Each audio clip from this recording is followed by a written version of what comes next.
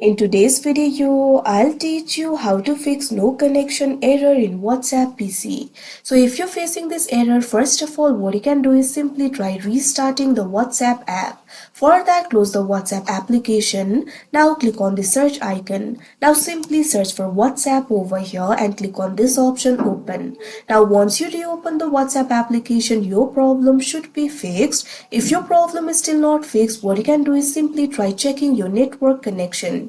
Make sure you're connected to a stable internet connection. After you do that, your problem will be fixed. If your problem is still not fixed, what you can do is simply try resetting the WhatsApp app. For that, you'll have to go to the settings. What you have to do is click on the start icon that you can see at the taskbar. Now hover over the gear icon and click on this option settings. Now you can see over here settings will be opened. Click on this option apps that you can see on the screen. Now you'll be led to the apps interface. You'll be able to see the apps and features over here. Simply scroll down, find the application for WhatsApp.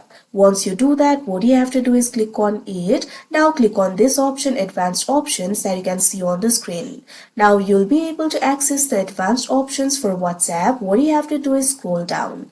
Now over here you'll be able to find this option for reset. Right over here you can see this option for repair. What you can do is click on it. After you do that, also click on this option reset. Now after the app is reset, your problem should be fixed. If the problem still persists, what you can do is uninstall the WhatsApp. For that, click on this option uninstall. Now after that, WhatsApp will be uninstalled. After the WhatsApp is uninstalled, what you have to do is open any browser of your choice. Click on the search bar, type in whatsapp.com. After that, click on the download option that you can see on the screen and the latest version of WhatsApp will be downloaded.